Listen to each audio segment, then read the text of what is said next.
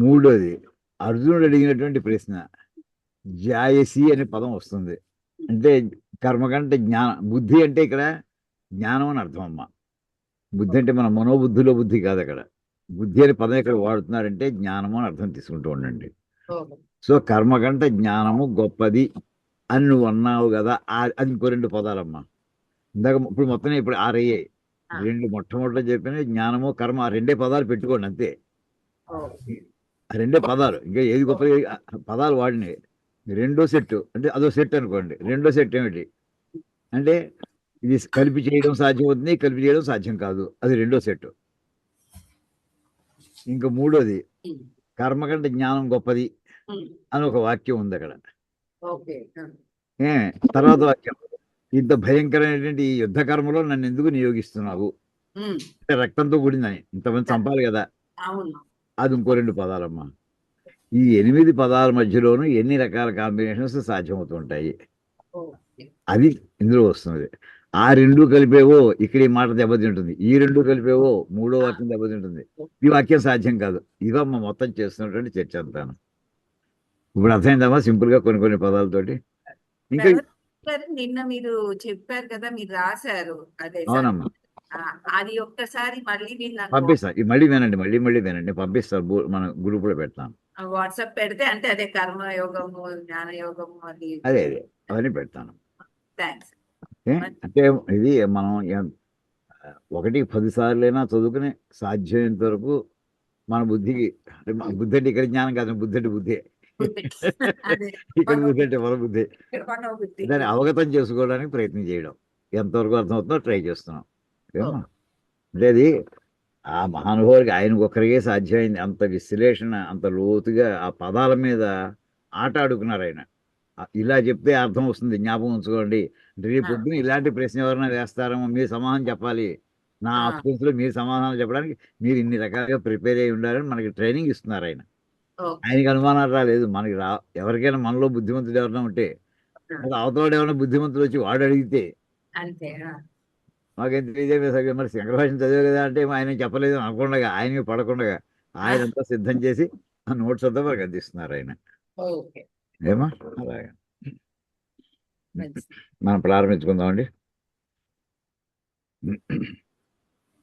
ఒక్క నిమిషం.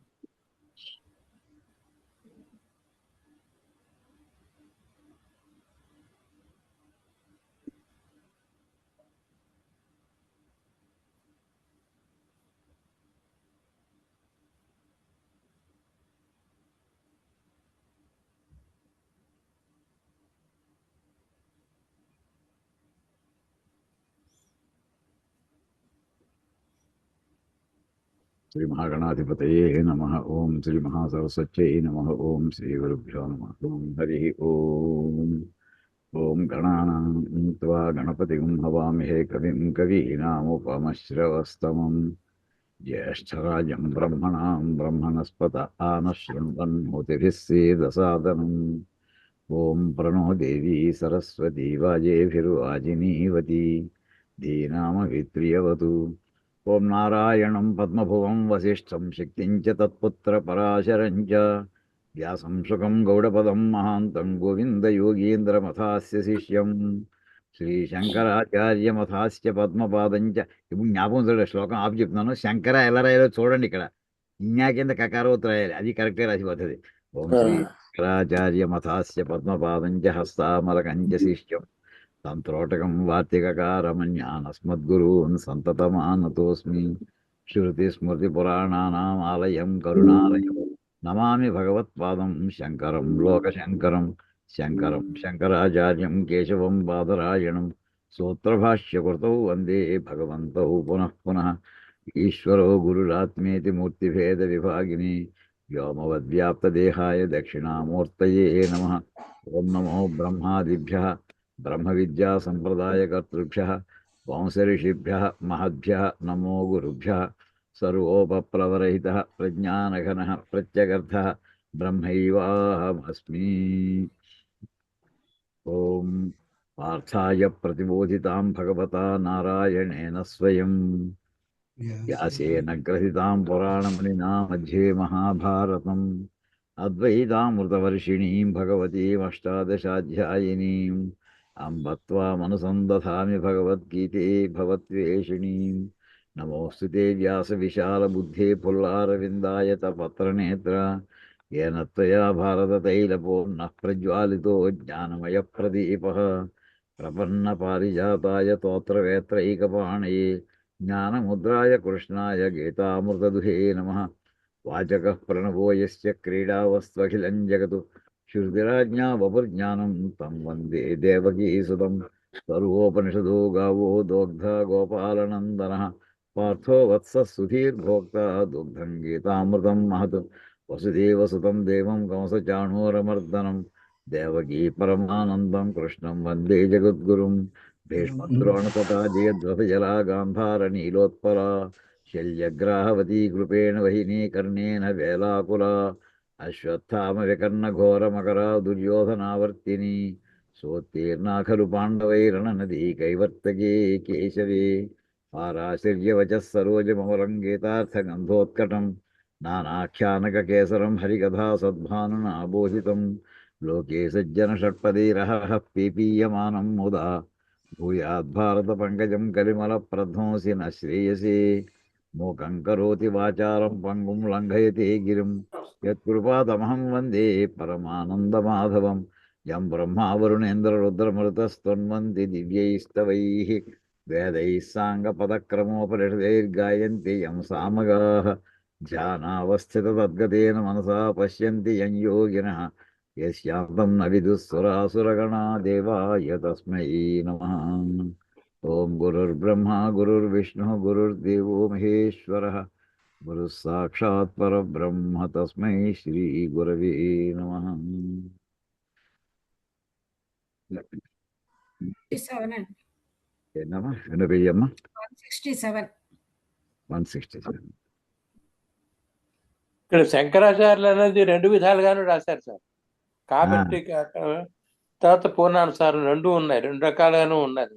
అవునండి. 3 రోజులు చందోభంగం అవుతుందని చెప్పి ఇక్కడ అలా పెట్టారేమో అనుకుంటున్నాను. లేదండి, మామూలుగా ఎలా రాయాలంటే అసలు ఇన్యా ఇణి యొక్క ప్రయోజనం ఏంటంటే మామూలుగా మనకి కాఖా గాఘా ఇన్యా చాచాగ్ని వాడతాం కదండి. అవునండి. అలాగే తాత ధన పాప బొబ్బ 5 అక్షరాలన్నీ కూడా అనునాసికాలు అన్నారు. అవును. ఏమండి అక్కడ వాటి వినియోగం ఎక్కడంటే ఇప్పుడు ఏదైనా ఒక కంకణము ఉందనుకోండి, కంకణము మనం రాసేప్పుడు కా రాస్తున్నాం, 0 రాసేస్తున్నాం, పక్కన కా రాసేస్తున్నాం అండి. మొదటి కా వదిలేసేయండి, రెండో కా తీసేప్పుడు దాని ముందు 0 ఉంది అంటే పూర్ణానుస్వరం. 0 పూర్ణానుస్వరం. ఆ 0 దగ్గర ఏం రాయాలంటే కా అనేది ఎన్నో వర్గాలు వస్తుందంటే 5 వర్గాలు ఇవి. కాఖ గఘ ఇన్య అయితే ఇన్య రాసి ఆ కా రాయాలట, దాని కింద కావత్తు పెట్టాలట, అప్పుడు కంకణం అవుతుంది. గా ఉందనుకోండి, గా వచ్చిన కాక గాఘ గా కూడా అందుతుంది. ఇందాకంటే చూడండి చాలాసార్లు గా వస్తుంది. ఏమండి ఇప్పుడు మన శ్లోకం ఒకసారి ఓపెన్ చేస్తుందాం. ఇప్పుడు అంటే క్వశ్చన్ వచ్చింది కానీ జస్ట్ ఆ విషయంలో పెడదాం అంటే ప్రార్థనలోనే అది చాలాసార్లు గా కూడా వచ్చిందండి. ఇక్కడ చూడండి సాంగ పద, ఇక్కడ చూడండి నాకు కరసలు పెడుతున్నాం చూడండి, ఇక్కడ సాంగ పద క్రమోపనిషదై. మామూలుగా రాసి మనం సా రాసి 0 పెట్టి రాసేస్తామండి, కాదండి. గా కూడా మరి కాఖ గాఘ ఇన్యాలో అన్యాయం ఉంది, ఆ ఇన్యా రాసి దాని కింద గా ఒత్తి పెట్టాలి. అది మొత్తం అన్నిటికీ అంతేనండి. ఇక్కడ కూడా మళ్ళీ పైన చూడండి భూయాత్ భారత పంకజం, ఆ కా కూడా మళ్ళీ కాఖ గాఘలో మళ్ళీ ఇన్యా రాయాలి. అలాగే అణ ఉందనుకోండి, దండము అన్నాం అనుకోండి, దండములో అది డా ఎక్కడ వస్తుందండి, టాఠా డాఢా అణ, అణ రాసి దండములో దా బానే ఉంటుంది, ఆ 0 డాది రాసి అణ రాసి దాని కింద డావత్తు పెట్టాలండి. ఇది దాని సూత్రం. ఇప్పుడు తీసేసారండి, ఇంజా అనేది తీసేశారు. ఏమంటే వీళ్ళు ఇష్టం అండి బాబు, అన్ని అల్లులు తీసేసి అలువలు తీసేసారు, అరువులు తీసేసారు వాళ్ళ ఇష్టం. వర్ణమాల నుంచి అభినవ నన్నయ్యలండి వీళ్ళందరూ కూడా, వీళ్ళకి అధికారం ఇచ్చినట్టు చేసేసారు వీళ్ళు. వర్ణమాల నుంచి తీసేశారు. అది దురదృష్టం అండి. కాదు 0 పెట్టడం లేదు అక్కడ. అది సరే.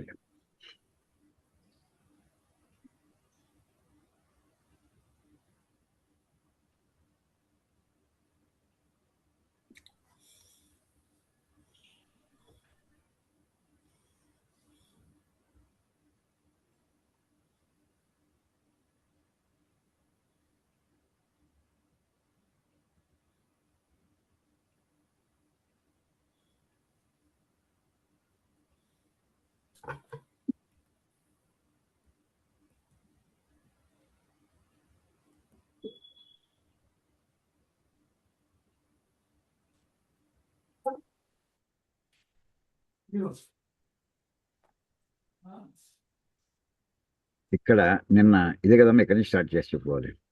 167 కదా, 67 అయిపోయింది ఇంకొకసారి చూద్దు కానీ సార్. ఇక్కడ ఇది నిన్నటి చెప్పింది ఇప్పుడే చెబుతున్నాను క్లాసులో.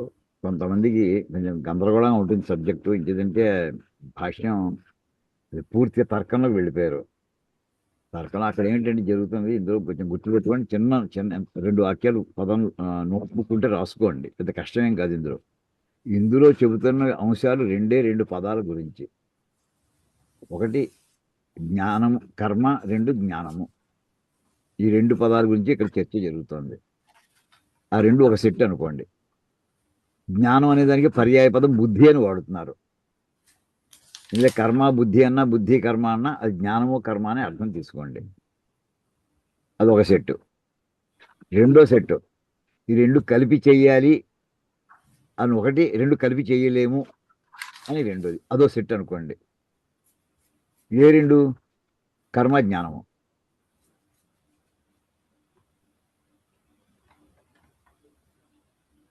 ఇది రెండో సెట్. మూడోది బుద్ధి కర్మ కంటే బుద్ధి గొప్పది.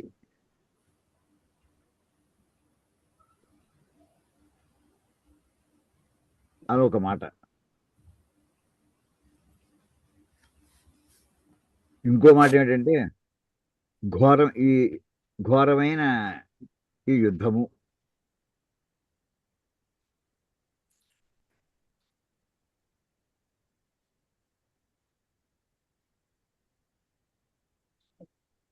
ఇంకోటి ఏంటంటే అన్ని వర్ణాల వాళ్ళు, కొన్ని వర్ణాలు గృహస్థులు.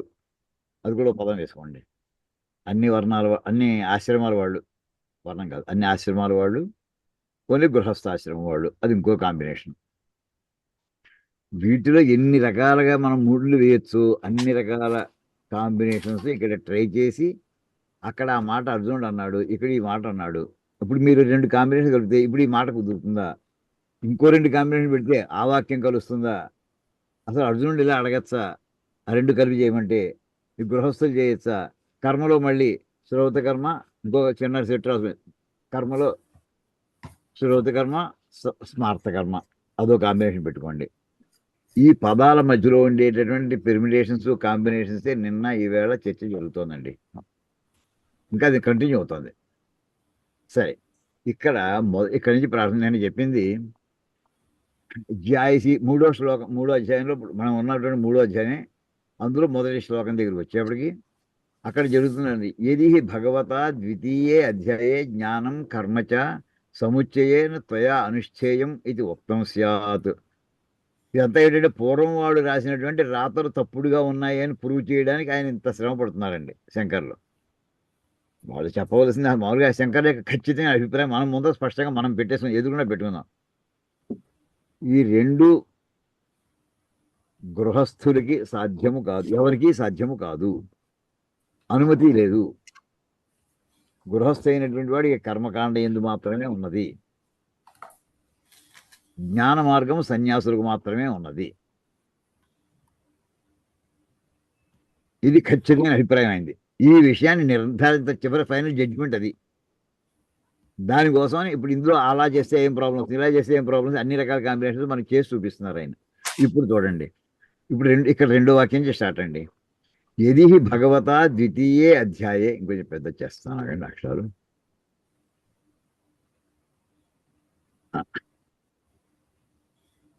యది భగవత ద్వితీయే అధ్యాయ, యది అంటే ఇఫ్ అని, అలా అని ఉంటే, అంటే పరమాత్మ 2వ అధ్యాయంలో ద్వితీయ అధ్యాయం జ్ఞానం కర్మచ సముచ్చయేన త్వయా అనుష్ఠేయం ఇది ఉక్తం స్యాత్, కామ ఉందనుకోండి. ఓ అర్జున, ఈ జ్ఞానము కర్మ కూడా కంబైన్డ్, సముచ్చయం అంటే కంబైన్డ్గా అండుమార్క, అది నీ 2 కూడా కంబైన్డ్గా నువ్వు అనుష్ఠానం చెయ్యాలయ్యా అని చెప్పి ఉన్నవాడు అయ్యి ఉంటే, ఇక్కడ ఇప్పుడు వాక్యం వస్తుంది మనకి, మొదటి వాక్యం తతః అర్జునస్య ప్రశ్న అనుపపన్న జ్యాయసి చేత్ కర్మణస్య మాతావతి. ఏమయ్యా, కర్మ కంటే బుద్ధి గొప్పది అయ్యి ఉంటే నువ్వేమో అక్కడేమో కర్మ నాకేమో చెప్పావు కర్మ అనేది నీకు కర్మలోనే నీకు యోగం ఉంది జ్ఞాన మార్గం నీకు లేదు అని చెప్పావు. అంటే బుద్ధి అంత గొప్పది జ్ఞానం అంత గొప్పది అయితే నన్ను ఎందుకు కర్మలు దింపుతున్నావు అని ఈ మాట రెండు చేయమని ఉంటే ఆ మాట ఈ ప్రశ్న వేయడు అని అక్కడ చెప్తున్నారండి. తత అర్జున చెప్పి అనుపపన్న it's not possible to ask this kind of question. అదో పార్ట్ అయింది. అర్జునాయ చేత్ బుద్ధి కర్మని, బుద్ధి అంటే జ్ఞానం అని చెప్పానండి. చేత్ అంటే ఇది చేత్, చేత్ అంటే అయితే అని. అర్జునాయ బుద్ధి కర్మణి త్వయా అనుష్ఠేయే ఇది ఉక్తే చేత్, అలా రెండు కలిపి బుద్ధి జ్ఞానము కర్మ నువ్వు అనుష్ఠానం చేయాలంటే యా కర్మణ జాయసి బుద్ధి అంటే కర్మకంట బుద్ధి జ్ఞానము జాయసి అంటే జాయాన్ అంటే పెద్దది గొప్పది గ్రేటర్ అని అర్థం అండి. అంటే కర్మకంట జ్ఞానము గొప్పది. సాపి ఉక్త ఏవైతి అంటే అక్కడ ఎప్పుడైతే అది అది దానికంటే ఎక్కువ అని అన్నావు అలాంటప్పుడు తత్యం కర్మని ఘోరే మాం నియోజసి కేశవ, ఏమయ్యా జ్ఞాన మార్గం గొప్ప, నువ్వు కర్మ మార్గం కంటే జ్ఞాన మార్గం నువ్వు 2వ అధ్యాయంలో 72వ శ్లోకం దాకా చివరికి నువ్వు తేల్చినవన్నీ ఏమిటి? స్థితప్రజ్ఞుడు జ్ఞాన మార్గం చాలా అత్యుత్తమయ్యా, దాన్ని మించి ఇంకోటి ఏం లేదు అన్నట్టుగా చెప్పావు. ఇప్పుడు అంతా చెప్పి చివరికి నన్ను ఏమంటున్నావు నువ్వు? ఈ కర్మ చేయమంటావు నన్ను. ఎటువంటి కర్మది? ఘోరమైన కర్మ. ఘోరం ఎందుకన్నారంటే చంపడమే. ఇక్కడ ఒకళ్ళిద్దరు కదా, 18 అక్షమైన సైన్యాన్ని నరుక్కుంటూ వెళ్ళాలి. సత్యం అలాంటి ఆ ఘోరమైనటువంటి ఈ కర్మలో నన్నెందుకు నియోగిస్తున్నావు నువ్వు అని ప్రశ్న అది రాదు. ఇంకేదంటే ఇక్కడ కర్మకంట బుద్ధి జ్ఞానం అన్నప్పుడు ఇక్కడ ఆ రెండూ కనుక చేయమని అని ఉండి ఉంటే, ఏ రెండు? జ్ఞానము కర్మ నువ్వు కంబైన్డ్గా చేయాలి అని ఉంటే ఈ రెండిట్లో ఈ పనిలోనే నన్ను ఎందుకు తిప్పుతున్నావయ్యా అని ఆ నా కథంచన, ఈ నా ఇక్కడ పెట్టుకోండి, కథంచన నా ఉపపద్యతే. It's not possible to have that kind of question. ఆ క్వశ్చనే రాదు. మళ్ళీ తర్వాత దాన్ని ఎక్కడికో వెళ్ళాలండి. అర్జునస్యైవ జాయసి బుద్ధి నా అనుష్ఠేయ ఇది. అర్జున బుద్ధి నీవు చాలా బుద్ధిమంతుడే, అది జ్ఞానం చాలా గొప్పదైనా కానీ నువ్వు చేయడానికి వీల్లేదు జ్ఞాన మార్గంలో. అనుష్ఠేయ బుద్ధి నా అనుష్ఠేయ అర్జునస్య ఏవ. చూసుకోండి, ఐవ అంటే అర్జునస్య ఏవ, నువ్వు ఒక్కడే చేయకూడదు. మిగతా వాళ్ళ సంగతి వద్దు ప్రస్తుతం, మిగతా వాళ్ళు చేస్తే చేసుకోక. ఇప్పుడు అర్జునుడు అనుకుంటానండి, నువ్వు ఇందాక నేను రెండూ చెప్పాను అందరికీనది, నువ్వు మాత్రం జ్ఞాన మార్గంలో వెళ్ళడానికి వీల్లేదు అని చెప్పి ఉంటే అప్పుడు ఇంకా ఇక్కడ ఈ ప్రశ్న సాధ్యం కాదు. ఇది కల్పైతుంది. ఇక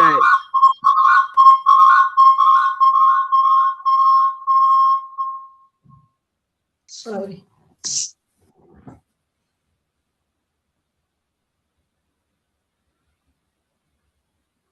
అప్పుడు కూడా నా మాట వినిపిస్తుందమ్మా, అప్పుడు కూడా ఈ ప్రశ్న రాదు. ఏమండి అయ్యా, ఎవరో అక్కడ మీరు ఎక్కువలో ఉన్నారు, కాస్త చూసుకోండి, అందరికీ వస్తుంది అది. ఏమండి అని ఆ రకంగా ఆ కాంబినేషన్స్ అనే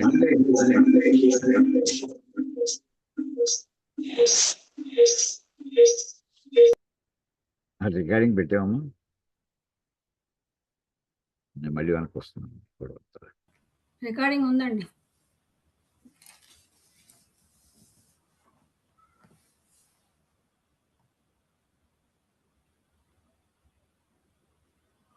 అది అయిపోయింది.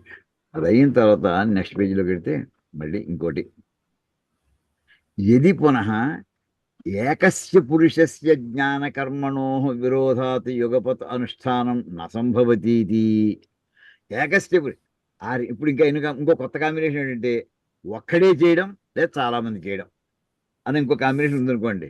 ఇప్పుడు ఇది ఒక్కడికే ఈ రెండు ఒకేసారి సాధ్యం కాదయ్యా.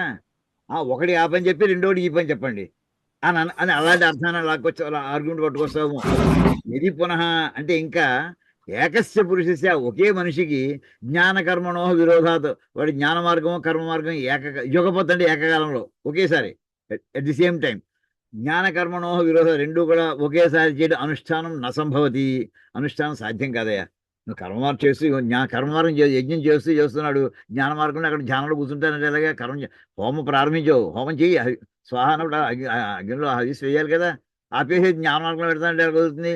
జ్ఞాన మార్గంలో ఉన్నావు ఇక హవిస్ చేయడం కుదరదు, రెండు ఒకసారి సాధ్యం కాదు అని అనుకుని ఇప్పుడు ఏమంటున్నారంటే భిన్న పురుష అనుష్ఠేయత్వం భగవతా పూర్వం ఉక్తం స్యాత్.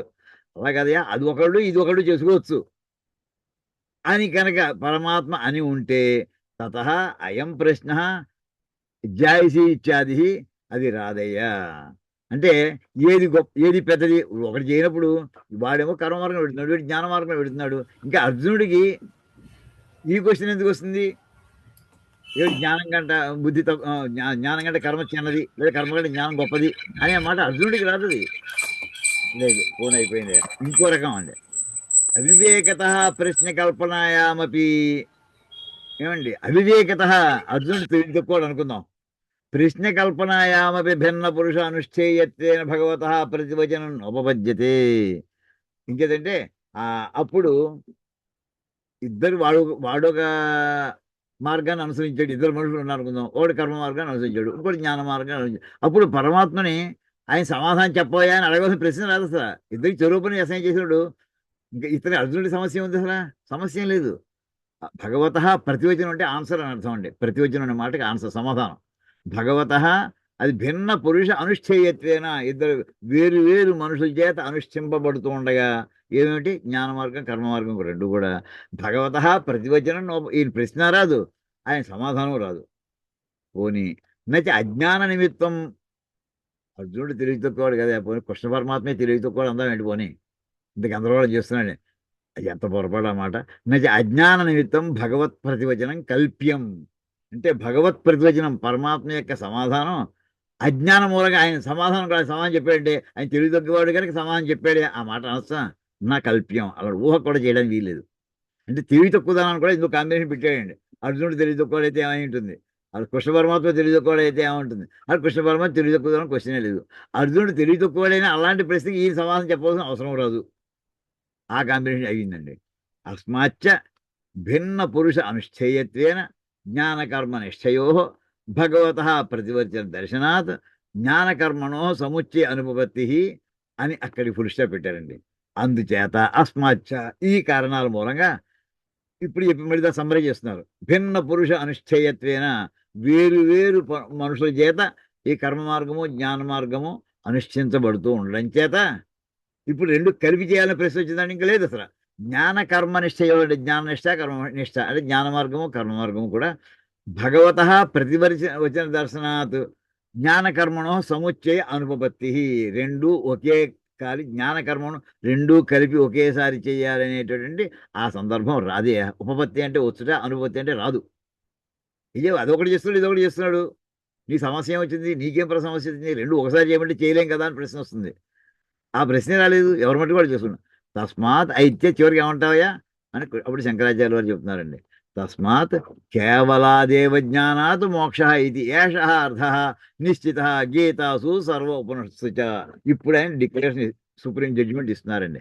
అందుచేత ఓన్లీ జ్ఞానం, కేవలాదేవ జ్ఞానాత్ అంటే జ్ఞానాదేవ జ్ఞానము అంటే కేవలము జ్ఞానం వలన మాత్రమే మోక్షము అనే అర్థము గీతాసు భగవద్గీతలోను సర్వ ఉపనిషత్సుత సమస్తమైన ఉపనిషత్తులు కూడా అది నిశ్చిత అర్థ డిక్లేర్డ్ ఫైనల్ కంక్లూడెడ్ మీనింగ్. దాని గురించి అనుమానం వద్దు ఇంకా ఎవరికి కూడా అని చెప్పి ఇప్పుడు అర్జునుడు ఏమని అడుగుతున్నాడండి?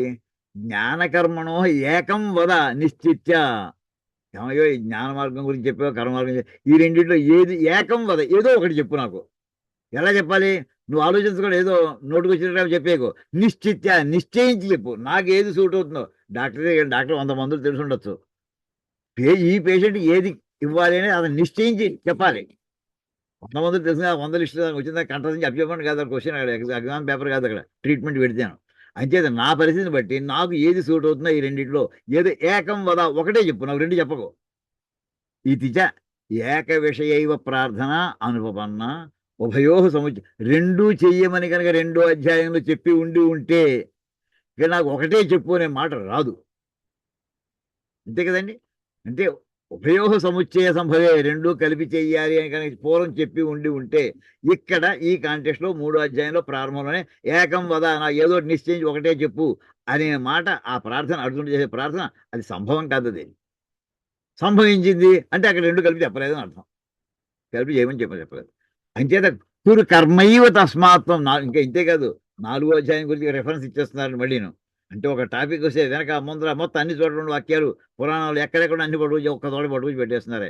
4వ అధ్యాయంలో 15వ శ్లోకంలో కూడా ఇలాగే కురు, హే అర్జున నువ్వు కర్మైవ కురు, కర్మ మాత్రమే చెయ్యి. ఏవా ఉందండి, ఏవా అంటే ఓన్లీ కర్మే నువ్వు చేయాలని యోగ్యుడివి, ఆ కర్మే చెయ్యి. తస్మాత్వం అని అక్కడ వాక్యం ఉంది కదా. అందుచేత అర్జునుడికి జ్ఞాననిష్ట అసంభవం. క్లాసులో ఉన్నాను, తర్వాత మాట్లాడుతున్నాను. ఇది జ్ఞాననిష్ట అసంభవం అర్జునస్య అవధారణేన దర్శయిష్యతి. అంటే అర్జునుడికి జ్ఞాన మార్గంలో ఉండడం కుదరదు అని 4వ అధ్యాయంలో కూడా మళ్ళీ చెప్తున్నాడు ఆయన. అవధారణేన నిశ్చయంగా చెప్తున్నాడు అక్కడ కూడా. ఆ వాక్యం మళ్ళీ ఇక్కడ 2 చేయమని 2వ అధ్యాయంలో చెప్పి 3వ అధ్యాయంలో అర్జునుడు ఏదో ఇవన్నీ ఒకదానికి ఒక వాక్యాలు పొసగవు, అన్నిటికీ ఏకసూత్రత రావాలి, అది అన్వయించుకోవాలంటే అక్కడ 2 కలిపి చేయమని చెప్పలేదు అని అక్కడ తీసుకొచ్చారు. ఇక్కడ ఇంకా నెక్స్ట్ పెడుతున్నారు, ఇంకా ముందుకు పెడుతున్నారు ఆయన.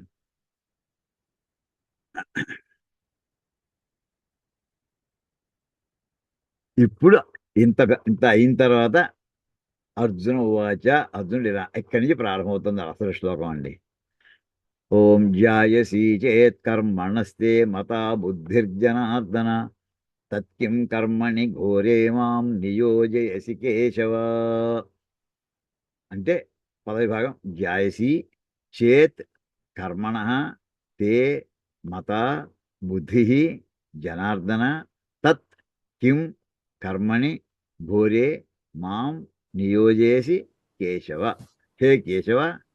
ఇక్కడ చేత్ అంటే అయితే, అంటే ఎది అన్నా ఇఫ్ అని, చేత్ అన్నా అయితే, రెండు అర్థం. ఇక్కడ చేత్ అని ఇచ్చాడు కదండి.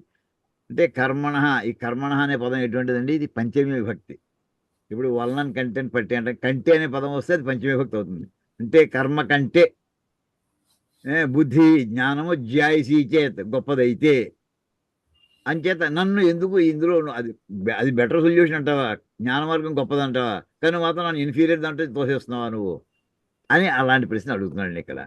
ఇప్పుడు దీనికి భాష్యం చూద్దాం ఈ శ్లోకానికి. మళ్ళీ ఇక్కడ కూడా మళ్ళీ కొంత దానికి ఆ ఛాయ అంతా చేస్తారు. ఇక్కడ పదం ఎలా ఉంటుందంటే భాష్యం రాసే చాలా ఆయన ఆ శ్లోకంలో పదాలు ఏ సీక్వెన్స్లో ఉన్నాయో అదే సీక్వెన్స్లో అదే వరుసలో ఇక్కడ అర్థం చెప్పుకుంటూ వెళ్ళిపోతుంటారండి.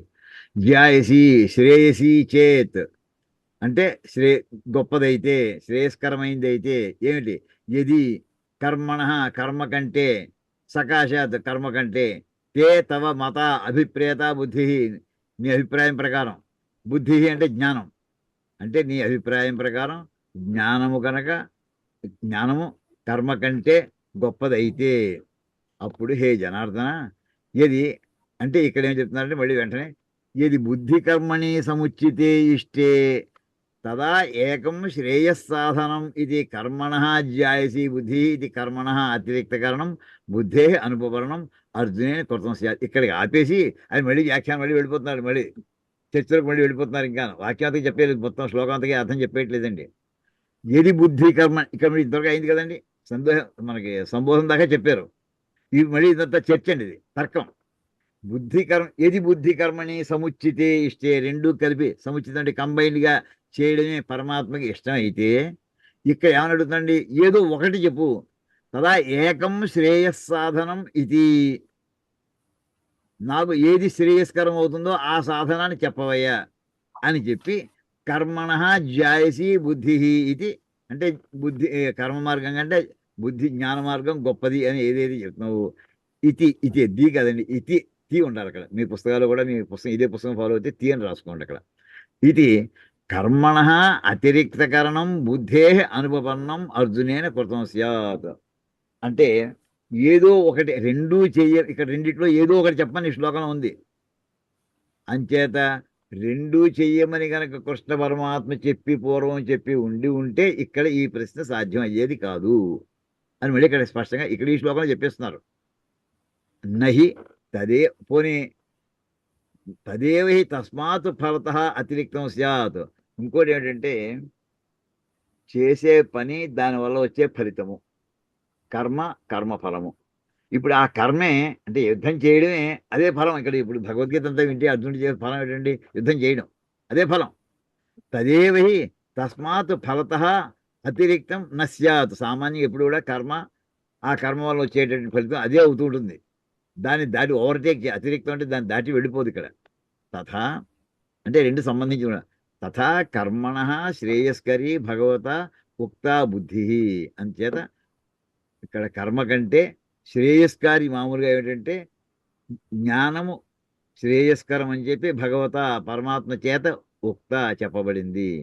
అశ్రేయస్కరంచ కర్మ కురు ఇది మాం ప్రతిపాదయతి. కానీ ఇక్కడ ఏంటంటే శ్రేయస్సును కలిగించనటువంటి కర్మని నువ్వు చెయ్యి అని ఈయన నియోగిస్తున్నాడు నన్ను. తత్ కిన్ను కారణం, ఎందుకు అలా చెప్పుంటాడు ఆయన? ఇది అంటే మన అర్జునుడి మనసులో ఒక రకమైనటువంటి అనుమానం వచ్చి శ్రీకృష్ణుని మీద డౌట్ రావడానికి ఇక్కడ ఒక అవకాశం ఉంది.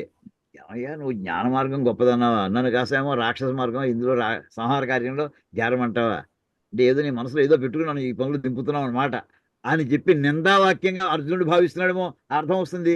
రెండు కలిపి చేయమని కూడా చివరికి నాకు అందులో దింపేమంటే ఇది భగవత ఉపాలంభం ఇవ కుర్వన్న.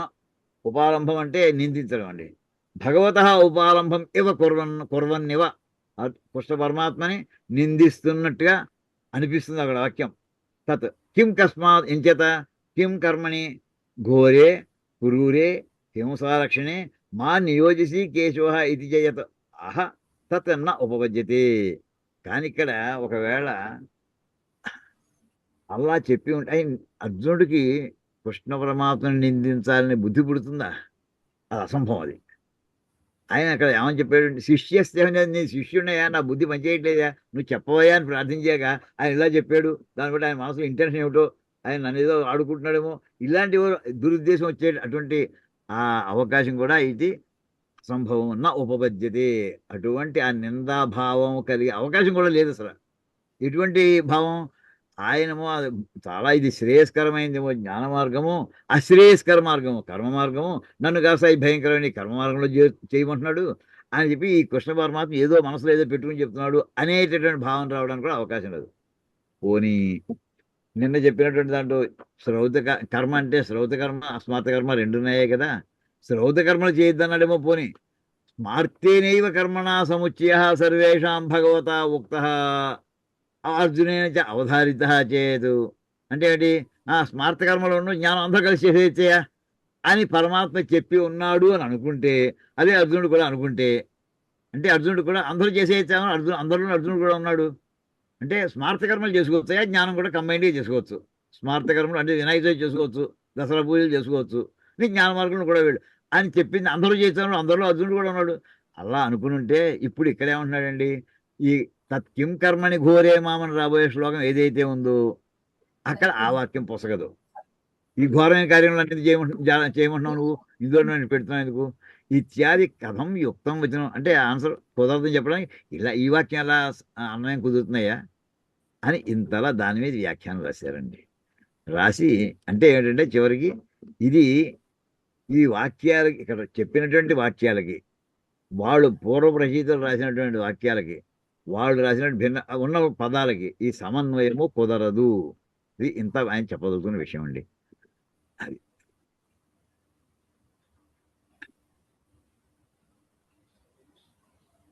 ఇంకా తర్వాత ఇంకో వాక్యం చూడండి, రెండో శ్లోకానికి వెళ్దాం.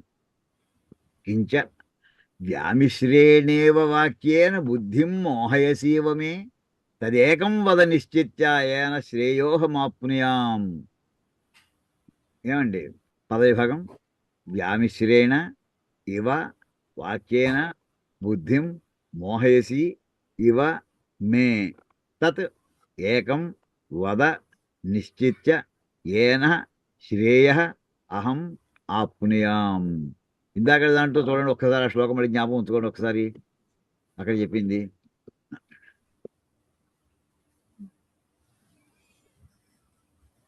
ఇక్కడ ఇందులో ఇంపార్టెంట్ పదాలు ఏమిటంటే జాయసి చేతితోటి ఘోరే కర్మని, ఇది కర్మనికి ఇందులో ఎందుకు పెడుతున్నాను అని చెప్పి అక్కడ అలా అని ఇక్కడ మళ్ళీ ఏమయ్యా నువ్వు మాట్లాడుతున్న ఎలా ఉందంటే కన్ఫ్యూజ్ చేసేస్తున్నావయ్యా.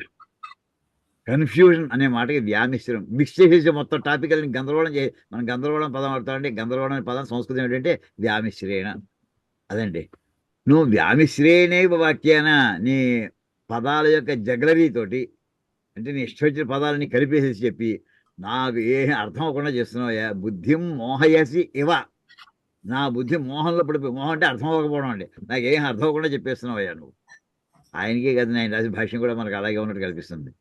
అయితే అది ఉన్నట్టుగా ఉంది చెప్తున్నారండి. నన్ను వ్యామోహేసి అంటే అర్జునుడు నన్ను మభ్యపెట్టేస్తున్నట్టుగా ఉంది. ఇవా అని పదం ఉంది చూడండి, మోహేసి ఇవా. నిజంగా ఏం చెప్తామో మాకు తెలియదు కదా నాకు. అది అందులో ఏం చేస్తా అలా ఉంది కనుక, అంటే నా పరిస్థితి స్పష్టంగా నేను అర్థం చేసుకోలేకపోతున్నాను కనుక, నువ్వు చెప్పినటువంటి వాక్యం గందరగోళంగా ఉన్నటువంటి వాక్యంతో నా బుద్ధి అంతటి కూడా మోహ పెట్టేస్తున్నట్టుగా ఉంది కనుక నువ్వే నిర్ణయించి, నేను నిర్ణయించుకోలేను, నా బుద్ధి పనిచేయలేదు, ముందర డిక్లేర్ చేశాను నీకు. ఆ రెండిట్లో నువ్వు చెప్పిన జ్ఞానమో కర్మ 2 పదాలు వాడుతున్నావు నువ్వు.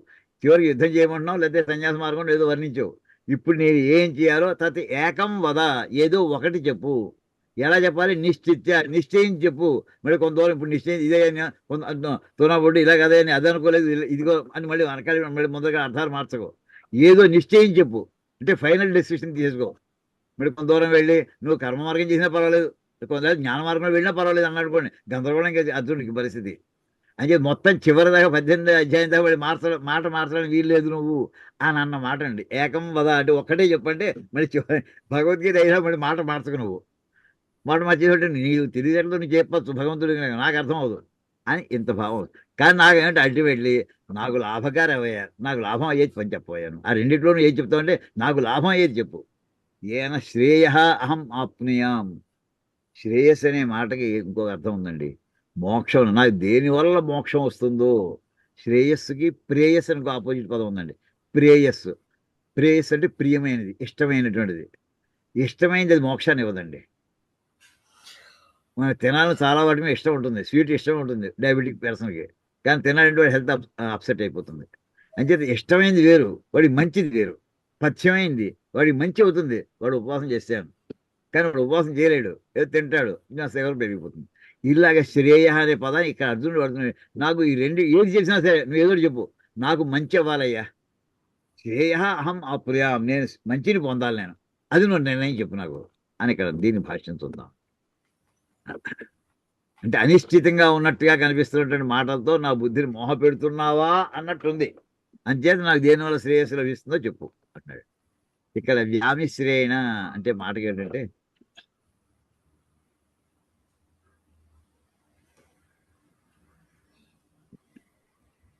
వ్యామిశ్రేణ అంటే యద్యపి వివిక్త అభిధాయి భగవాన్ తథాపి మమ మందబుద్ధే వ్యామిశ్రం ఇవ భగవద్వాక్యం ప్రతిభాతి.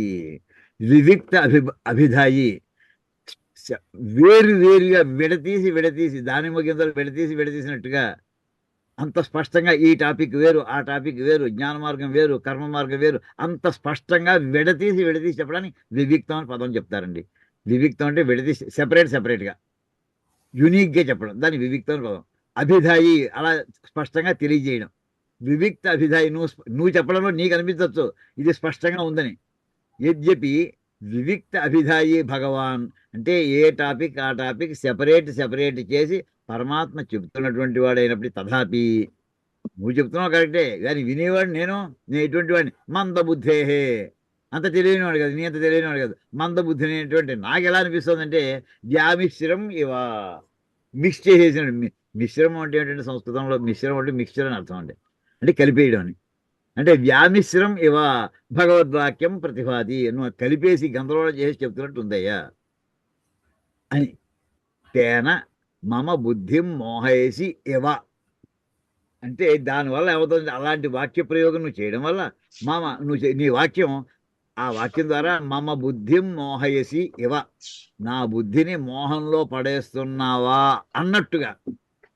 నీ ఉద్దేశం కాదు, కానీ పడిపోతున్నట్టుగా నాకు అనిపిస్తుంది, కానీ నీ ఉద్దేశం నాకు తెలియదు. అంటే అలా ఉందయ్యా నా పరిస్థితి అని తనని నిందించుకుంటూ పరమాత్మని అనకుండా తను మందబుద్ధి, తెలివి తక్కువని, నువ్వు చెప్పింది అంత గబగబా అర్థం చేసుకోలేను అని ఆ భావంతో ఇక్కడ ఉన్నాడు. మమ బుద్ధి వ్యామోహ అపనయనాయ హి ప్రవృత్త త్వంతు కథం మోహయసి. ఇచ్చేదంటే నువ్వు మోహంలో పడేసావు, నువ్వు ఎందుకోసం ప్రారంభించావా భగవద్గీత అంతా కూడా? మొట్టమొదటిలోనే నేను మోహంలో పడుతున్నానంటే శోకమోహాలు అనేవి మోహంలో తొలగించడం కోసం నేను చెప్తానని ప్రారంభించావు నువ్వు. అంటే అది నా క్షేమం కోసం నువ్వు ప్రారంభించినటువంటి వాడు. నన్ను మోహంలో ఎందుకు నా బుద్ధిని మోహం నుంచి అపనయనము అంటే తొలగించడానికి. బుద్ధి వ్యామోహ అపనయనాయ, బుద్ధి యొక్క వ్యామోహమును తొలగించడం కోసం ప్రవృత్త, దానికోసం ప్రారంభించావు ఇంత ఉపన్యాసం. ఎవరు? త్వం, నువ్వు. అలాంటి వాడు కథం మోహేసి నన్ను ఇలా ఎందుకే మోహన్ నన్ను మోహంలోంచి తరింపజేస్తా అని చెప్పావా మొట్టమొదటిలో? నేను చెప్తాను కానీ ఇప్పుడు చివరిని చేసింది ఏమిటంటే నేను మోహంలో పడేస్తున్నట్టుగా ఉందయ్యా నా పరిస్థితి. అత బ్రవీమి అంచేది అంటున్నానయ్యా, బుద్ధిం మోహేసి ఎవా, బుద్ధి మోహంలో పడేస్తున్నావా అన్నట్టుంది. మే మమ ఇది అంటే నా బుద్ధిని, మే అనే పదం నా యొక్క బుద్ధిని అందులో వేస్తున్నట్టుగా. త్వంతు భిన్న కర్తృకయో, నువ్వైతే భిన్న కర్తృకయో జ్ఞాన కర్మణో ఏకపురుష అనుష్ఠాన అసంభవం యది మన్యసే, అంటే జ్ఞాన కర్మణో, జ్ఞానము కర్మ ఆ రెండింటినీ ఏకపురుష అనుష్ఠాన అసంభవం, ఒకే మనిషి రెండింటినీ కూడా ఒకే ఏకపురుష అంటే ఒకే మనిషి ఆ రెండింటినీ అనుష్ఠానం చేయడం అసంభవం అని ఏది మన్యసే నువ్వు అనుకుంటే, అది ఎటువంటిది? అసలు మామూలుగా భిన్న కర్తృ విడివిడిగా ఉన్నటువంటి వాడు చేయదగినటువంటి పనే అది. విడివిడిగా ఉన్నటువంటి ఒకడు కర్మ మార్గాన్ని వెళ్ళాలి, వాడు జ్ఞాన మార్గాన్ని వెళ్ళేటటువంటి రెండు పనులను కలిపి నువ్వు ఒక మనిషికి సాధ్యం కాదు అని నువ్వు అనుకుంటూ ఉంటే ఏమవుతుంది?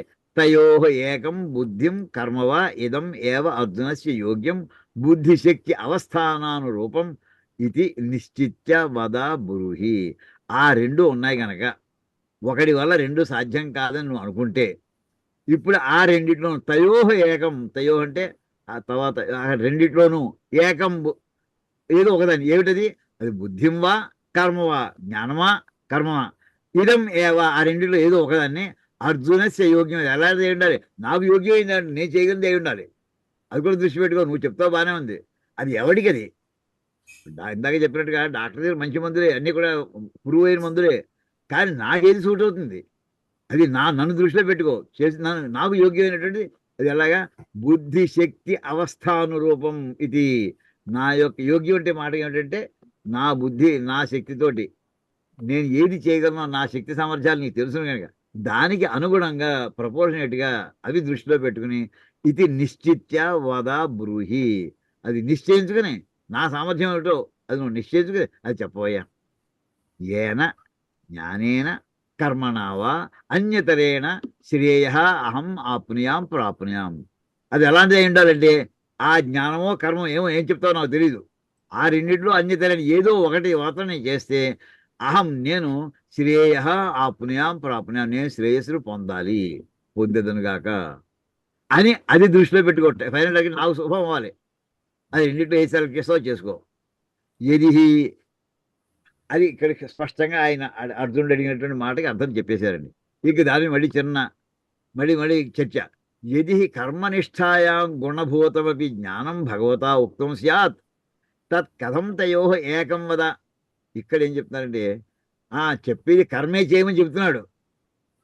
కర్మే చేయమంటూ ఆ కర్మలో అంటే ప్రైమరీ కర్మ జ్ఞానం రెండు చేయను. ఇప్పుడు ప్రైమరీ కర్మ ఇంతట్లో దాంతో కర్మ చేస్తాక అందులో అప్పుడప్పుడు చేసేప్పుడు కాదు జ్ఞానం దృష్టిలో పెట్టుకోయా. గుణభూతమపి జ్ఞానం అంటే సెకండరీగా, గుణం అంటే ఇప్పుడు కూడా గుర్తుపెట్టుకోండి సెకండరీ అని.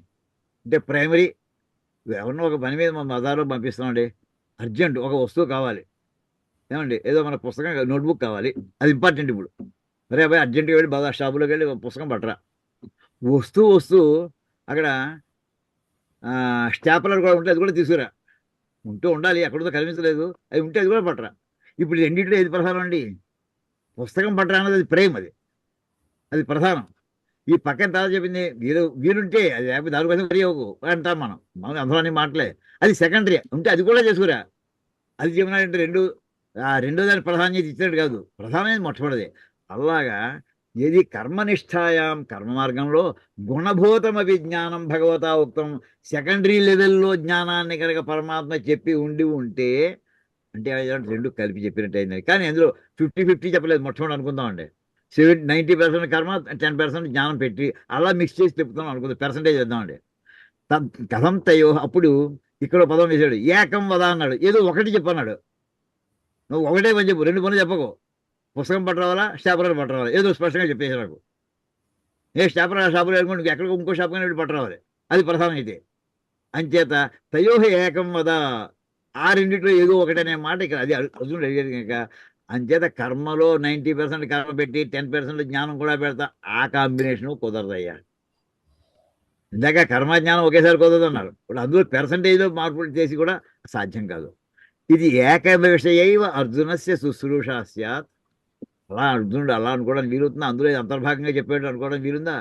నహి భగవత ఉక్తం అన్యతరదేవ జ్ఞానకర్మణో వక్ష్యామి నైవద్వయం ఇది. అలా పరమాత్మ అలా చెప్పలేదు. ఈ రెండింటిలో జ్ఞానకర్మణో అన్యతరదేవ, ఈ రెండింటిలో ఇతను అడుగుతుంది ఏమిటంటే ఏదో ఒకటే చెప్పు, అన్యతరత్ ఏదో ఒకటి చెప్పు, జ్ఞానకర్మణో అని చెప్పి ఆయన చెప్పడం. వక్ష్యామి నైవద్వయం, రెండు చెప్పకు. ఏన ఉభయప్రాప్తి అసంభవం ఆత్మనః మన్యమానః ఏకమేవ ప్రార్థయేత్. ఈ రెండు కూడా ఒకేసారి సంభవించడం ఆత్మన అంటే తనకి అసంభవము, రెండు కూడా అసంభవాన్ని తెలుసు గనక అర్జునుడు ఏకమేవ ప్రార్థయేత్, ఒకటే అడుగుతున్నాడు ఇక్కడ. అంటే జ్ఞానము కర్మము రెండు అతనికి సాధ్యం కాదు అని అతను బోధపడింది అర్జునుడికి. అందుచేది ఇక్కడ వాడి పద్య నా రెండిట్లో ఏదో ఒకటి చెప్పు అని అడుగుతున్నాడు. ఏమాత్రం కొంచెం కాంబినేషన్, పర్సంటేజ్ కాంబినేషన్ ఇవన్నీ కానీ ఉండుంటే ఆ ప్రశ్న అలా ఉండే వాక్యం, అర్జునుడి వాక్యం అలా ఉండేది కాదు అని అక్కడికి చెప్పి వచ్చారండి. చెప్పి తర్వాత చూద్దామండి.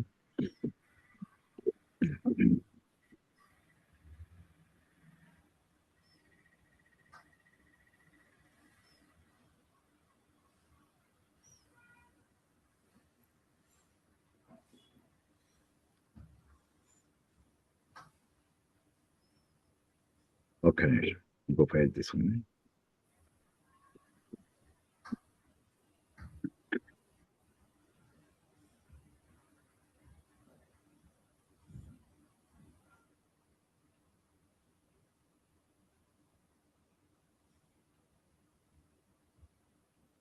ఇప్పుడు తర్వాత శ్లోకానికి వస్తున్నాడండి.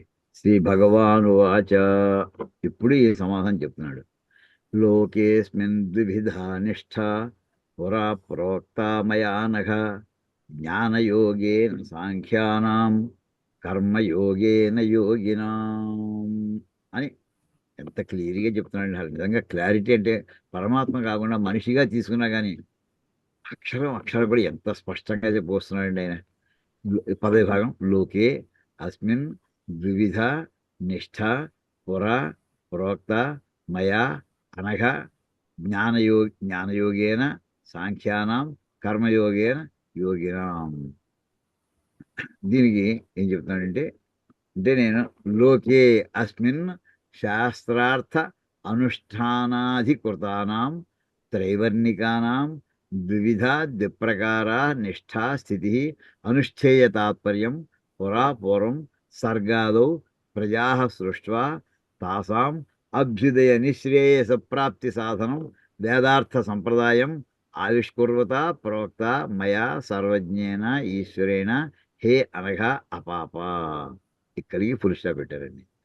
హే అనఘ, అఘము అంటే పాపము. హే అనఘ, పాపాలు లేనటువంటి వాడా. హే అపాప, పాపాలు లేనటువంటి వాడా అర్జునుడా. అసలు ఈ మాటకి వెంటనే అసలు పరమాత్మ పక్కనే కూర్చున్నాడు. పాపం ఏంటండి, అసలు క్వశ్చన్ ఎక్కడ ఉందండి? పరమాత్మ ఎదుగుండా పెట్టుకుని ఆయనతో మాట్లాడే అదృష్టం పట్టిందండి అర్జునుడికి. అది పాపమా? ఏమాత్రం పాపం ఉంటే ఆయన పరమాత్మ అక్కడ పక్కన కనిపిస్తాడా? ఆ రూపంలో కనిపిస్తాడు. దుర్యోధనుడికి వాళ్ళకి ఎదురుకుండా ఉన్నాడు ఆయన, కృష్ణుడికి కనిపిస్తున్నాడు ఆయన. అర్జునుడికి కృష్ణ పరమాత్మలో కనిపిస్తున్నాడు అండి. భగవాన్ వాచ ఈ వీళ్ళందరికీ, అక్కడ కృష్ణ వాచ వాళ్ళకి. లోకే అస్మిన్, ఈ లోకంలో శాస్త్రార్థ అనుష్ఠాన అధికృతానాం త్రైవర్ణికానాం, శాస్త్రాల్లో చెప్పినటువంటి విషయాలకి అనుష్ఠాన అధికృతానాం, ఎవరెవరు ఏదేది అనుష్ఠానము చేయడానికి ఎవరెవరు యోగ్యులు ఆయా త్రైవర్ణికానాం బ్రహ్మక్షత్రియ వైశ్యులకి ద్విధా ద్విప్రకార నిష్ఠా స్థితి, రెండు రకములైనటువంటి నిష్ఠా స్థితి అంటే మార్గములు, రెండు రకాల మార్గములు అంటే అనుష్ఠేయ తాత్పర్యం, ఏది చెయ్యాలి ఏదో స్పష్టమైనటువంటి మార్గము, అది రెండు రకాల పద్ధతులు.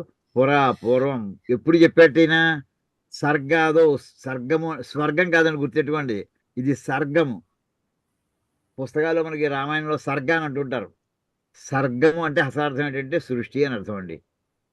సృష్టి సర్గ ఆదో సృష్టి ప్రారంభంలో ప్రజా సృష్ట సృష్టి ప్రారంభించాలంటే ప్రజలను సృష్టించాడు. ప్రజలని అంటే జీవులని ప్రజల జీవులని సృష్టివా యాక్చువల్ చెప్తాడు. మళ్ళీ వెంటనే భగవద్గీతలో భాష్యంలో శంకరాచార్య రాసిన మొట్టమొదటి భూమికలో ఇచ్చిన పేరాన్ని ఇక్కడ రెఫర్ చేస్తున్నారండి.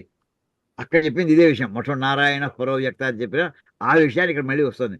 సర్గాదో సృష్టి ప్రారంభంలో ప్రజా సృష్ట జీవులందరినీ సృష్టించి వాళ్ళకి ఉన్నంతకాలం హ్యాపీగా ఉండాలి, విడిపోయిన తర్వాత హ్యాపీగా ఉండాలి. ఉన్నంతకాలం అంటే లౌకికమైన సుఖాలు కావాలి. దాన్ని ఏమంటారంటే అభ్యుదయము అంటారండి. అభ్యుదయం అంటే మనం ప్రోగ్రెస్ అని అంటూ ఉంటామండి. అభ్యుదయం అంటే ఈ లోకంలో సుఖంగా ఉండడం, అది అభ్యుదయం. నిశ్రేయసము అనే పదం ఏంటంటే ఎప్పుడు కూడా అది మోక్షం అని అర్థం అండి. స్వర్గంలో ఈ లోకంలో కాదు, స్వర్గంలో కూడా సుఖాలు ఉంటాయి, అది కూడా నిశ్రేయసం కాదండి, అది కూడా అభ్యుదయం కింది. సుఖాలు చిన్న చిన్న అంటే టెంపరీ సుఖాలన్నింటినీ కూడా అభ్యుదయం అంటారండి. ఎటర్నల్ హ్యాపీనెస్ ఏదైతే ఉందో దాని పేరు నిశ్రేయసం అండి. ఇక్కడ చెప్తున్నటువంటిది ఏంటంటే అంచేత సృష్టిలో ఈ జీవులందరినీ సృష్టించి తాసాం వాళ్ళ యొక్క అభ్యుదయ నిశ్రేయస ప్రాప్తి సాధనం. వాళ్ళకి టెంపరీ హ్యాపీనెస్. ఇప్పుడు మనం అందరం ఉన్నామండి, ఏదో ప్రాబ్లం వచ్చింది, ఆ ప్రాబ్లం సాల్వ్ అయిపోవాలి అమ్మయ్య అనుకుంటుంటాం. ఎప్పుడు కూడా ప్రాబ్లం అది టెంపరీ, మళ్ళీ ఆ ప్రాబ్లం మళ్ళీ రిలాక్స్ అవుతున్న తర్వాత లేదా ఇంకో రూపంలో ఇంకో కొత్త ప్రాబ్లం రావచ్చు. ఈ ప్రాబ్లం అయిపోయింది కదా అయిపోయింది అంటే టెంపరీ హ్యాపీనెస్ ఇవన్నీ కూడా అభ్యుదయం అటువంటి. అదే కాకుండా అభ్యుదయం అదే కావాలి, నిశ్రేయసం మోక్షము కావాలి, మాకు రెండు కావాలి. ప్రాప్తి సాధనం ఏమిటయ్యా? వేదార్థ సంప్రదాయం ఆవిష్కృత. వేదంలో ఉండేటటువంటి అర్థము సంప్రదాయాలు రెండు రకాలు. ఏమిటంటే ప్రవృత్తి ధర్మము, నివృత్తి ధర్మము. ప్రవృత్తి ధర్మము మొట్టమొదటి దానికి అభ్యుదయానికి, నివృత్తి ధర్మం దేనికంటే నిశ్రేయసానికి మోక్షానికి. ఈ రెండు కూడా ఎందులో చూసే రెండు కూడా వేదంలో ఉన్నవే. మొదటి భాగంలో ఉన్నవేమో అభ్యుదయానికి, అంటే సంహితులు బ్రాహ్మణములు ఆరణ్యకములు ఇవన్నీ కూడా అభ్యుదయానికి. ఉపనిషత్తులంతా కూడా నిశ్రేయసాన్ని మోక్షానికి. రెండు కూడా వేదంలో ఉన్నటువంటి వేదార్థ సంప్రదాయం ఆవిష్కృత. వేదంలో ఉండేటువంటి దాని సంపూర్ణమైన ఆ సంప్రదాయం ట్రెడిషన్ ఏదైతే ఉందో దాన్ని ఆవిష్కరిస్తూ ప్రోక్త చెప్పడం జరిగిందయ్యా. ఎవరి చేత? మయా, నేను చెప్పానయ్యా, నా చేత. ఈ ప్యాసివ్ వాయిస్ అండి. ఎటువంటి వాడు నువ్వు? సర్వజ్ఞేనా ఈశ్వరేనా, సమస్తము తెలుసున్నటువంటి ఈశ్వరుడు నేను. అటువంటి నేను నిర్ణయించానయ్యా ఎవరికి ఏది శుభం అవుతుంది, ఎలా ఆ శుభం పొందాలంటే ఏమిటి. దీనికే మనకి వేదభాష్యంలో ప్రారంభంలోనే సాయినాచార్యులు ఇలా మొట్టమొదటి ప్రారంభిస్తూనండి తైత్రీయ శాఖకి భాష్యం రాయడం ప్రారంభించారు. మొట్టమొదటి పదం నన్ను కోయం వేద, వేదం అంటే ఏమిటయ్యా అని అడిగారండి. జనం ఇప్పుడు వేదార్థం గురించి అడుగుతున్నారు, మీరు కరెక్టే. వేదార్థం గురించి చెప్పే ముందు అసలు వేదం అంటే తెలిసే ఇప్పుడు వేదార్థం గురించి మాట్లాడదాం అయ్యా అన్నారు ఆయన. అయితే మరి వేదం అంటే చెప్పండి అంటే దాన్ని చెప్తున్నారు. ఇష్టప్రాప్తి అనిష్ట పరిహారయో అలౌకికాన్ ఉపాయాన్ యో గ్రంథ వేదైతి స వేద అన్నారండి.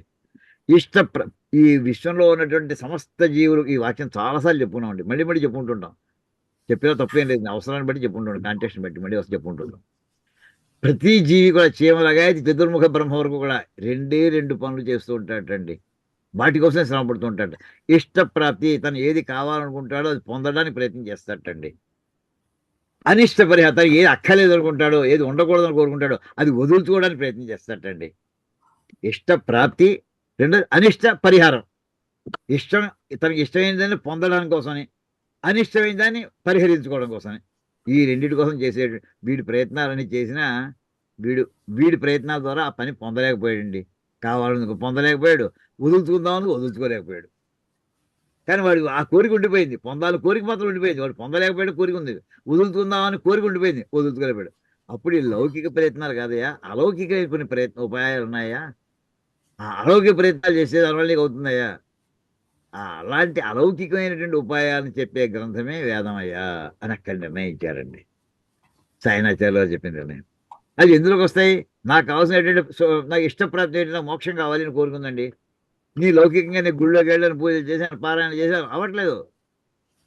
దానికి ఏమిటి? వేదాంత చదువు, ఉపనిషత్తులు చేయి, సాధన చేయి, జ్ఞాన మార్గంలో వెళ్ళు, ఆ మార్గం చెబుతుంది అక్కడ.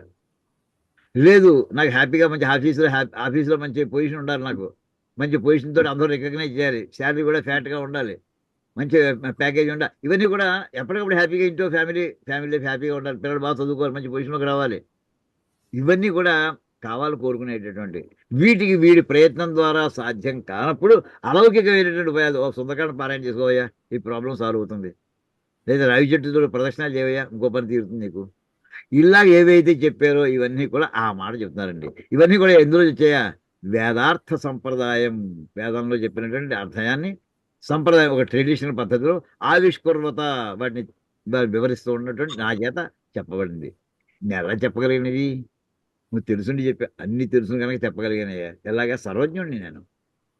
అంతేకాదు సమస్తాన్ని కూడా ఈశ్వరేణ అంటే ఈశాన సర్వ విద్యానాం ఈశ్వర సర్వభూతానాం బ్రహ్మాధిపతిర్బ్రహ్మణోధిపతి బ్రహ్మ శివో మే అస్తు సదా శివోం అని చెప్పుకున్నాను సార్. ఈశాన సర్వ విద్య, మొత్తం ప్రపంచాన్ని అన్ని లోకాలని శాసించేవాడు నేనే. ఈశ్వర సర్వ విద్యానం, సమస్త విద్యలకి కూడా నేనే అధిపతిని. ఆ విద్య అనేది ఐశ్వర్యంగా తీసుకుంటే ఐశ్వర్యాలంటే కూడా పెద్ద ఐశ్వర్యం నేనే, మోక్షాన్ని ఇచ్చేటటువంటిది అని అవన్నీ నా దగ్గర ఉన్నాయి కనుక అటువంటి ఈశ్వరుని నా చేత ఇవన్నీ కూడా చెప్పడం జరిగిందయ్యా. హే అనగా అంటూ తత్ర కాస ఏమిటంటే అవి సా ద్వివిధ నిష్ఠ, ఆ మార్గం ఏంటంటే అందులో ద్వివిధ, రెండు భాగాలు, రెండు విధములైనటువంటిది నిష్ఠ ఇచ్చా. తత్ర ఏమిటి అవి? జ్ఞానం ఎవరెవరికి ఏమిటి, ఏమిటి ఎవరికి, రెండు కలిపి ఒక వాక్యం. తత్ర జ్ఞానయోగేన, జ్ఞానం ఏవ యోగ, జ్ఞానం అనేటటువంటి యోగముగా ఉన్నటువంటి ఎవరికి అది? అది జ్ఞానయోగేన సాంఖ్యానం. ఏమండి ఆ నిష్ఠ సాంఖ్యుడికి, సాంఖ్యులు అంటే చెప్పుకున్నామంటే ఆత్మజ్ఞానులు అంటే జ్ఞాన మార్గంలో ఉన్నవాళ్ళు, సన్యాసులు అలా తీసుకుందామండి. అనుమానం అవుతుంది. సాంఖ్యం అంటే సన్యాసులు అని తీసుకోండి, జ్ఞాన మార్గంలో ఉన్నవాళ్ళని ఖచ్చితంగా. మళ్ళీ రెండో డిస్ప్యూటెడ్ మీనింగ్ ఏం లేదు దానికి. సాంఖ్యానం అంటే ఆత్మ అనాత్మ విషయ వివేక జ్ఞానవతాం. ఇదిగో ఇది ఆత్మకు సంబంధించిన వస్తువు, ఇది పదార్థం, ఇది అనాత్మ సంబంధించినటువంటి టాపిక్ నడుస్తోంది. ఈ రెండింటినీ కూడా ఇది మనకి కావాలి, ఇది అక్కర్లేదు అది ఎప్పటికప్పుడు ఏ అక్షరం అక్షరం, ఏ విషయానికి ఆ విషయం స్పష్టంగా ఈ విషయ వివేకం డిస్క్రిమినేటరీ పవర్ తోటి సెపరేట్ చేసేటటువంటి ఆ తెలివితేటలు ఉండేటటువంటి జ్ఞానవతాం అంటే ఆత్మజ్ఞానులు. ఆత్మజ్ఞానులు అనాత్మజ్ఞానులు కూడా వాళ్ళు ఎక్కగాలు ఏది అక్కర్లేదు రెండు తెలిసినటువంటి వాళ్ళు, వాళ్ళు సాంఖ్యానం అంటే. అంటే ఎలాంటిదంటే బ్రహ్మచర్యాదేవ కృత సన్యాసానం, బ్రహ్మచర్యాసం నుంచి సన్యాసం తీసుకున్నటువంటి వాళ్ళు. వేదాంత ఇది మనకి వాక్యాంత నా కర్మణ ప్రజా ఉచితులు పదాలు వాడేస్తున్నారు, ఇక్కడ వరుసగా వాడేస్తున్నారు ఆయన. వేదాంత విజ్ఞాన సునిశ్చితార్థానం పరమహంస పరివ్రాజకానాం బ్రహ్మణ్యేవ అవస్థితానాం నిష్ఠా ప్రోక్త. అద్భుతమైన పదాలు వేసేసారండి. వేదాంత విజ్ఞానంలో నిశ్చిత అనుమానం లేదు వాళ్ళకి, సునిశ్చితమైనటువంటి అర్థాలు కలిగినటువంటి ఈ మాటకి, ఈ వేదాంతంలో ఈ మాట మాయా అంటే ఇది అర్థము, ఇంకో పదానికి ఇది అర్థము అని అనుమానం లేకుండా అర్థాలు తెలిసినటువంటి అనాంబిగ్యూస్గా ఉండేటువంటి పరమహంస పరివ్రాజకారణం. వ్రజనము అంటే కదులుతూ తిరుగుతూ ఉండడం అండి. పరివ్రాజకం అలా తిరుగుతూనే ఉంటారండి, వాటిని సన్యాసులు అంటామండి. ఎటువంటి వాళ్ళు అయ్యుండి, పరమహంస అయ్యుండి. పరమహంస అంటే హంస యొక్క లక్షణం ఏంటి? అది నీటిని పాలని విడతీయగలదు. అవును, పాలను మాత్రం తాగేస్తుంది, నీళ్ళు వదిలిపెట్టేస్తుంది. అందులో నీళ్ళ పాలు ఇస్తే నీళ్ళు వదిలిపెట్టేసి పాలు కూడా తాగేస్తున్నారు అది. అలాగా వీళ్ళు తమ జ్ఞానంతో, ఆత్మజ్ఞానంతో ఇది మనకి సంబంధించదు, మనకి మోక్ష మార్గాన్ని అడ్డము, వదిలేసేద్దే. ఎంత ఇష్టంగా కనిపిస్తున్నట్టుగా అవతల చూపించినా సరే వదిలేసేయి. అలాగే చేసేటువంటి వాళ్ళు అలాంటి మామూలు హంసలు కాదు, వాళ్ళు పరమహంసలు. వాళ్ళు హంస పరమహంస సోహం హంస, మనకి ఇందులో మహాన్యాసంలో కూడా మనకు వస్తుందండి అక్కడ. అలాంటి బ్రహ్మణ్యేవ అవస్థిత ఏవ వాడే చూడండి, పరబ్రహ్మమునందే ఎప్పుడు మనస్సును లగ్నం చేసి ఉన్నటువంటి వాళ్ళు. అలాంటి వాళ్ళకి ఏం చెప్పేవయ్యా? జ్ఞాన మార్గాన్ని చెప్పడం జరిగింది. నిష్ఠా ప్రోక్త కర్మయోగేన అంటే ఆ మార్గం జ్ఞాన మార్గం చేత ఉండేటటువంటి వాళ్ళు దాన్ని అనుసరించడం వాళ్ళకి అదో మార్గం, అదో నిష్ఠపూర్వం చెప్పడం జరిగింది నా చేత. కర్మయోగేన కర్మైవ యోగ, కర్మయోగ తేన కర్మయోగేన యోగినాం కర్మిణాం నిష్ఠా ప్రోక్త. ఆ కర్మయోగంతో వీళ్ళందరికీ కూడా వీళ్ళ మార్గాన్ని వీళ్ళకి చెప్పడం జరిగింది, కర్మ మార్గం వీళ్ళందరికీ చెప్పడం జరిగింది అని ఇక్కడ స్పష్టమైనటువంటి విధంగా బైఫర్కేట్ చేసేసి రెండింటినీ సెపరేట్ చేసేసి ఇక్కడ అర్థం చెప్పడం జరిగిందండి. ఇంకా తర్వాత శ్లోకం తర్వాత క్లాస్ చెప్పుకుందామండి, ఇక్కడ కాకుండా. ఓం కాయేన వాచ మనసేంద్రియైర్వా బుద్ధ్యాత్మనా వా ప్రకృతి స్వభావాత్ కరోమి యజ్జత్ సకలం పరస్మై నారాయణయేతి సమర్పయామి. హరి ఓం తత్సత్. శ్రీ సీతారామార్పణమస్తు. ఓం తత్సత్. ఈ చిన్నజీయర్ స్వామి గారు ఏమిటి సార్ ఆయన ఇష్టం వచ్చినట్టు మాట్లాడుతున్నాడు ఆయన? మీరు చూసారు కదా, చతురామ నాయుడు ఆయనకు అట్లేదు అంటాడు, ఏమిటి సార్ అది? కానీ అర్థం ఉందా ఆయన మాట్లాడేదానికి? Yeah. అయోధ్యను కూడా పరిపాలించలేదని చెప్పి అంటాడు. ఏమిటి అసలు ఆయన? రామాయణం చదివాడా లేదా అసలు ఆయన? ఏం చెప్తాం స్వామి, ఏం అసలు చెప్పాలి? రామేశ్వరంలో రాముడు లింగాలే పెట్టలేదుట. ఆ, ఇదో కొత్త టాపిక్ ఇప్పుడు. దీని మీద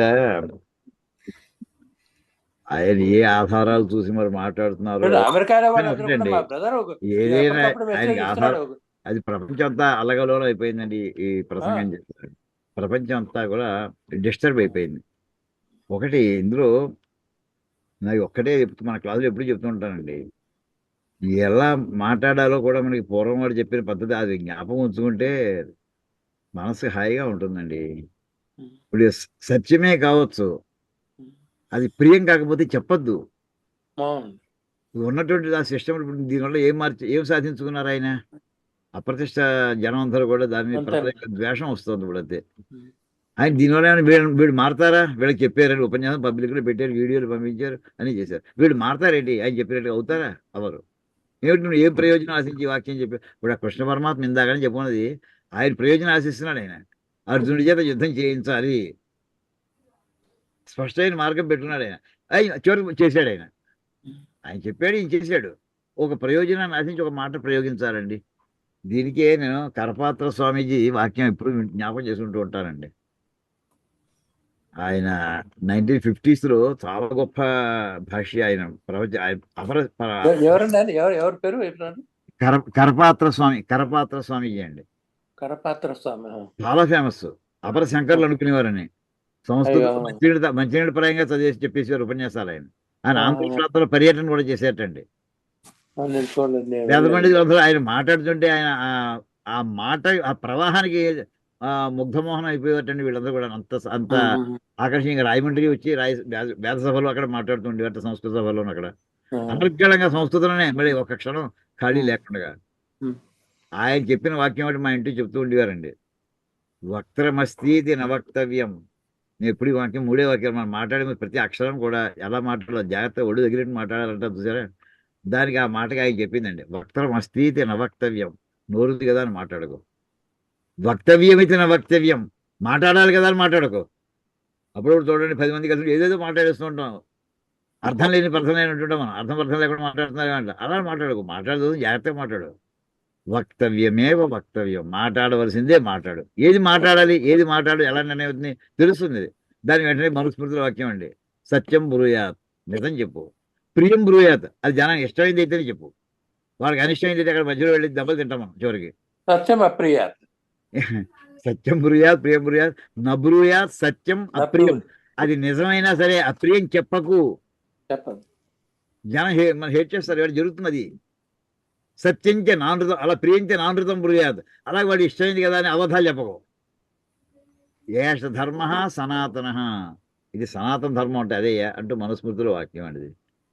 మాటల విషయంలో అది వారి ఎవరున్నారు ఇవన్నీ కూడా మనం వారిని విశ్లేషించే స్థాయిలో లేని, కానీ ఈ సమాజాన్ని మాత్రం కల్లోల పరిచిందండి ఈ వాక్యాలు, అనుమానం లేదు.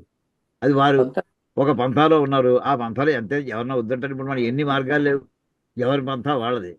సిక్కు మతం మన దాంట్లో లెక్కేసుకుంటాం, ద్వైతం అద్వైతం విశిష్టాతం ఎన్ని వందల రకాలు ఉన్నాయో, ఎవరి మార్గంలో వాళ్ళు ఉండండి, ఎవరికి గొడవ లేదు.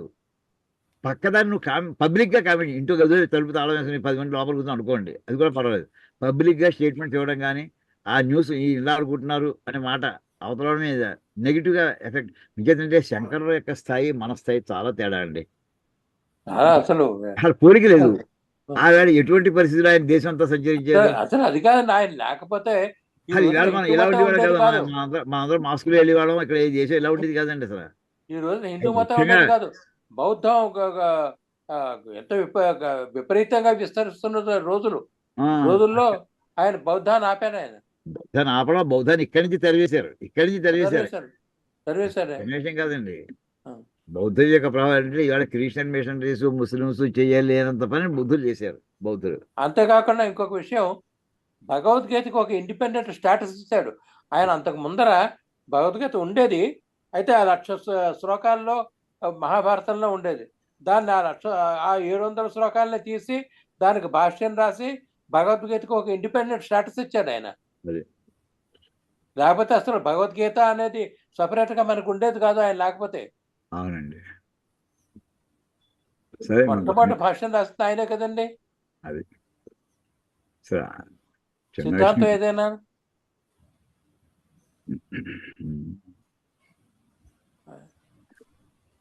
ఇది నేను ఆ కాంట్రవర్సీలోకి నేను వెళ్ళట్లేదు, కానీ అటువంటి మాటలు సమాజంలో బయటికి రాకుండా ఉంటే బాగుంటుంది నాకు ఫీల్ అవుతూ ఉంటాను. అవునండి. అవునండి. భేదాభిప్రాయాలు ఉండొచ్చు.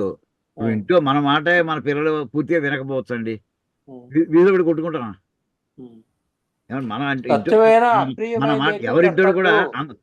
మిలిటరీ డిసిప్లిన్ ఉన్నట్టు ఉండదు ఎవరింటో కూడా. ఒకళ్ళు మాట అంటే దానికి ఆపోజిట్ మాట వస్తుంది, ఇంటో వస్తుంది, సహజం అది. అప్పుడే మన సివిల్ లైఫ్ అవుతుంది. మన మిలిటరీ పెద్దవాళ్ళు డిసిప్లిన్ వాళ్ళు అందుకే మాట్లాడకుండా ఇంట్లో సుఖం విశ్రాంతి ఎక్కడ స్వేచ్ఛ ఎక్కడ మాట్లాడుతుంది అవునండి. అది సరే, ఇది సార్ అయినా ఇంకా మనం దాని మీద ఈ క్లాసులో వద్దండి మనకి దాని గురించి. ఉంటాను మరి. ధన్యవాదాలండి. ఎవరిని మనం నొప్పించట్లేదు, ఎవరిని నొప్పించడం మన పర్పస్ కాదు. కానీ అల్టిమేట్లీ ఏంటంటే మనం మా దారిలో మనం వెళ్ళమండి, మీ దారిలో మీరు వెళ్ళండి. ఖచ్చితంగా ఒకటి మన వాళ్ళు చెప్పారు, సత్యమైన అది అప్రియమైతే చెప్పద్దు. ఇది ఇవాళ వాక్యం. మనుస్మృతి అంటే ఎన్ని యుగాల నాటి వెనకాల వాక్యం ఉన్నది. ఇవాళ తెలిసిన వాళ్ళు చెప్పారు, మనం దాన్ని భేదిస్తే చివరికి ఏం పొందుతున్నాం మనం ఇవాళ సమాజంలో? ఘర్షణ తప్పేం లేదు మనకి. చివరికి హిందువులు విడివిడిగా ఉండడం వలన, అనేకమత్యం వలన 1000 ఏళ్ళు బానిసత్వంలోకి వెళ్ళాము మనం కొట్టుకుని. ఇప్పుడు మళ్ళీ అదే కావాలా ఏంటి సమాజంలోకి? ఎందుకు ఈ మాటలన్నీ వస్తున్నాయో తెలియదు, అసలు కారణం ఏముందో తెలియదు. అదే జరుగుతోంది అనిపిస్తుంది బాబయ్య, ఇప్పుడు అదే జరుగుతుందేమో అని భయం వేస్తుంది. వాళ్ళ ముందర మనం ఏమైనా తలెట్టిన వాళ్ళతో మనం పోరాడగలం వేళ, ముస్లిమ్స్ తోటి, క్రిస్టియన్స్ తోటి. మీరు మీకు ఐకమత్యం లేదు మాకు చెప్పొచ్చారా అంటారు వాళ్ళు, అంటారు. ఇప్పుడు అదే మాట వస్తుంది. అంతేకాని మనం ఇలా ఉంటే వాళ్ళందరికీ లోకం అయిపోతున్నాం. కానివ్వండి, ఆ చర్చ మనకి ఈ క్లాసులో భగవద్గీతలో మనకు వద్దండి, అంతే వదిలేద్దామండి. నమస్కారం, ధన్యవాదాలు అందరికీ. ధన్యవాదాలు. ఓకే.